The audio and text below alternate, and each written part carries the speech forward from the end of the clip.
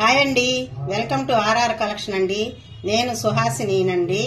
ఇప్పుడు మీకు దోసకాయతో ఎలా పచ్చడి చేయాలో, పచ్చి దోసకాయతో ఎలా పచ్చడి చేయాలో చూపిస్తానండి. ఒక దోసకాయ తీసుకున్నాను, దీన్ని పీల్ చేసేసి ముక్కలు కట్ చేసి పెట్టుకున్నాం.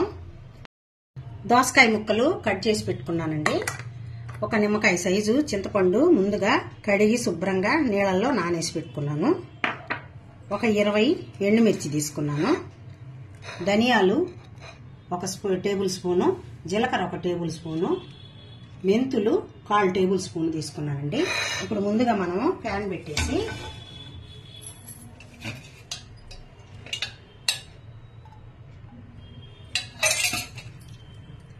ప్యాన్లో కొంచెం ఆయిల్ పోసి ఇప్పుడు ఇందులో నూనె కాగిన తర్వాత ఇవన్నీ వేసేసి మనము కరెక్ట్గా ఎర్రదోరగా వేయించుకున్నాము.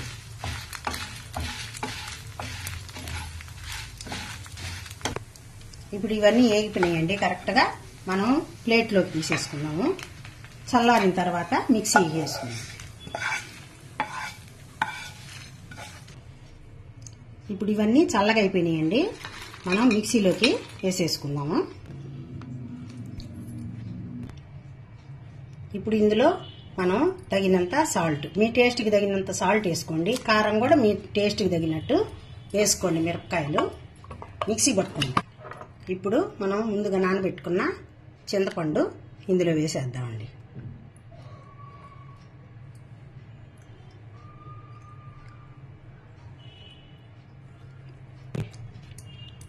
ఇప్పుడు మనం దీనిలో నానేసుకున్న చింతపండు అంతా ఇందులో వేసామండి. మిక్సీ పట్టుకుంటాం.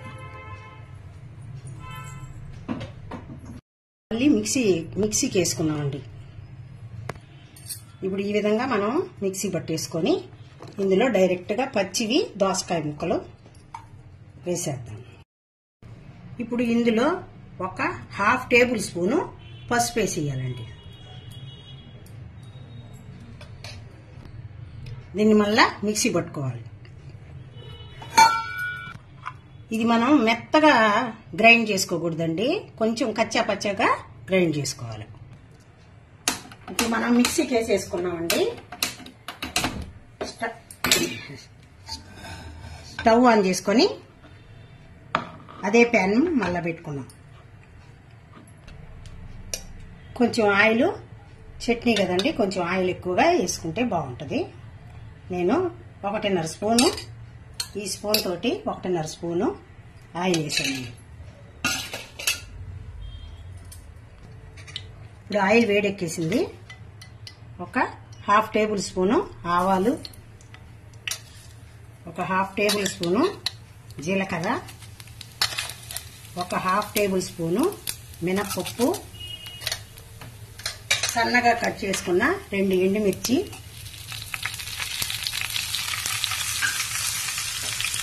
కొద్దిగా కరివేపాకు, కొద్దిగా ఇంగువ పొడి అండి కొంచెం వేసేసి ఇది 1 నిమిషం అలా పోపు దినుసులన్నీ వేగినాక మనం ముందుగా గ్రైండ్ చేసి పెట్టుకున్న దోసకాయ పచ్చడి ఇందులో వేసి బాగా ఒక 2-3 నిమిషాల పాటు దీన్ని సన్న ఫ్లేమ్లో ఉడకనిస్తామండి. ఈ విధంగా మనం సన్న ఫ్లేమ్లో కాసేపు దీన్ని ఉడికిచ్చామంటే ఒక 2-3 రోజులు వాడుకోవచ్చండి. రైస్లోకి, ఇడ్లీలు, దోశల్లోకి చాలా టేస్టీగా బాగుంటుంది. మీరు అందరూ ట్రై చేయండి. ఇప్పుడు ఉప్పు సరిపోయిందో లేదో చూస్తానండి.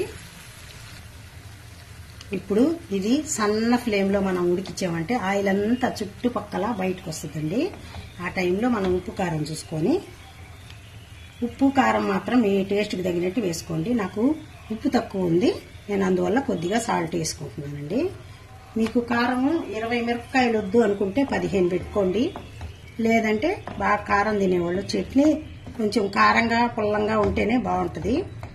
ఇట్లా కచ్చా పచ్చాగా అంటే కొన్ని ముక్కలుగా ఉంటే అవి మనం అన్నంలో కలుపుకున్నప్పుడు ఆ ముక్కలు తగులుతుంటే బాగుంటుందండి టేస్ట్. ఇప్పుడు ఆయిల్ అంతా బయటకు వచ్చేసి రెడీ అయిపోయిందండి. స్టవ్ కట్టేసి మనం సర్వింగ్ బౌల్లోకి తీసుకోవటం. నేను చేసిన ఈ విధానం మీకు నచ్చుంటే లైక్ చేయండి, షేర్ చేయండి, సబ్స్క్రైబ్ చేయండి. కంటిన్యూగా నా వీడియో చూసినందుకు మీకు అందరికీ థ్యాంక్స్ అండి. బాయ్ అండి. నెక్స్ట్ ఇంకో మంచి వీడియోతో మళ్ళీ కలుస్తాను.